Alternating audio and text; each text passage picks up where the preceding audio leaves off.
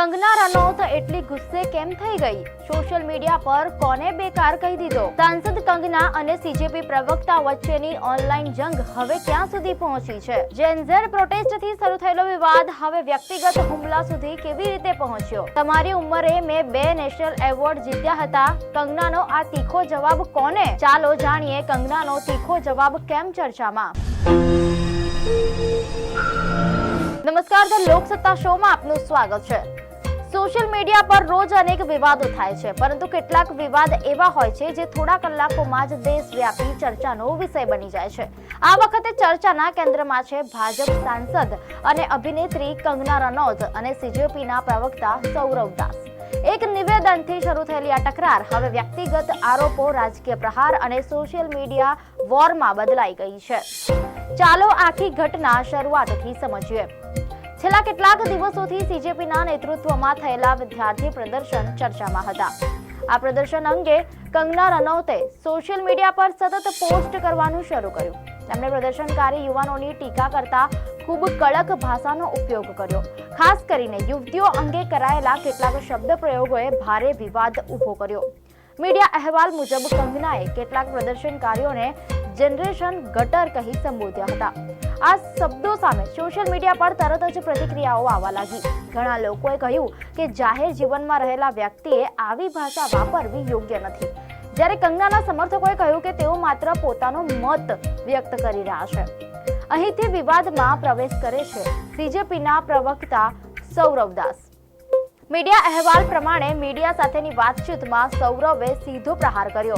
તેમણે કહ્યું કે કંગના રનૌતને તેમની પોતાની પાર્ટી પણ ગંભીરતાથી લેતી નથી, તો સીજેપીએ કેમ લેવી? સૌરવે વધુમાં કહ્યું કે જેન ઝેડ અને જેન આલ્ફા જેવી યુવા પેઢીઓ કંગનાની ટિપ્પણીઓને ગંભીરતાથી લેતી નથી. તેમણે કંગનાના એક જૂના નિવેદનનો ઉલ્લેખ કર્યો, જેમાં કંગનાએ કહ્યું હતું કે સાંસદ બન્યા પછી તેમને લાગ્યું કે થોડું કામ હશે, પરંતુ અહીં તો ઘણું કામ કરવું પડે છે.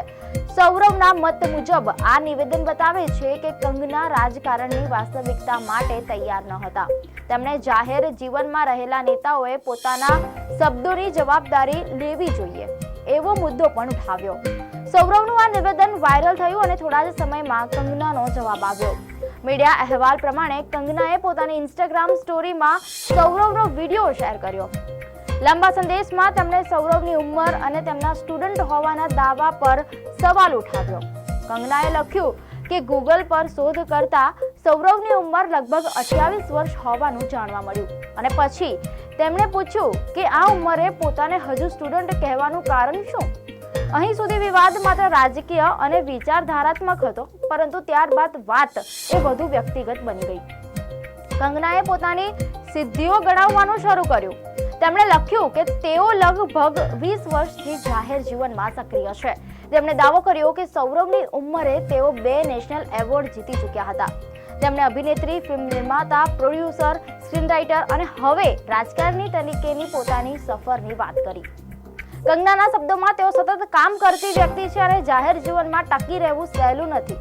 તેમણે કહ્યું કે શરૂઆતમાં રાજકારણમાં કામનો ભાર જોઈને તેઓ ગભરાયા હતા, પરંતુ પછી તેમણે રાજકારણ અને ફિલ્મ જગત બંનેની જવાબદારીઓ સાથે સંભાળી.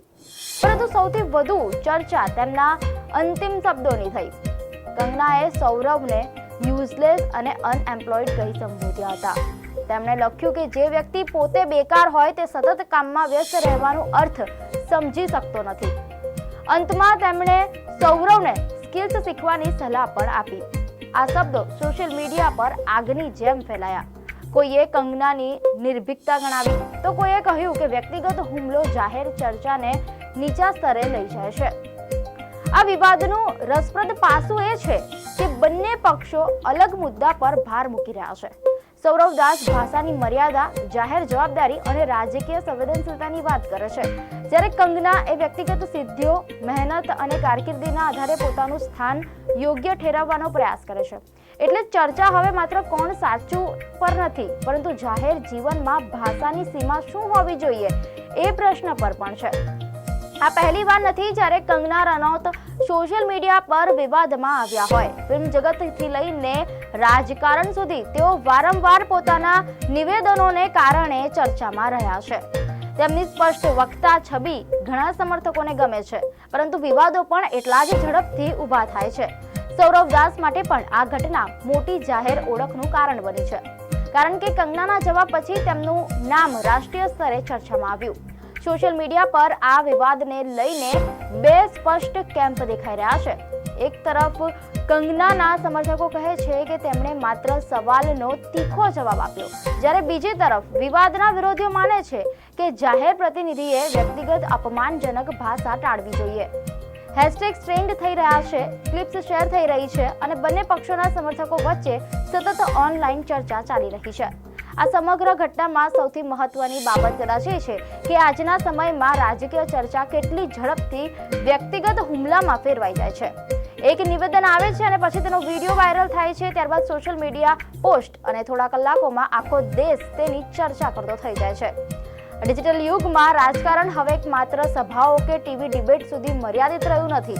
ઇન્સ્ટાગ્રામ સ્ટોરી અને ટ્વિટર પોસ્ટ પણ રાજકીય હથિયાર બની ગયા છે. હવે સવાલ એ છે કે આગળ શું સૌરવ દાસ કંગનાના નિવેદનનો ફરી જવાબ આપશે? શું વિવાદ માત્ર સોશિયલ મીડિયા સુધી સીમિત રહેશે કે રાજકીય મંચ સુધી પહોંચશે? અને સૌથી મોટો સવાલ, શું જાહેર જીવનમાં લોકપ્રિયતા અને સિદ્ધિઓ વ્યક્તિગત ટિપ્પણીઓને યોગ્ય ઠેરવી શકે?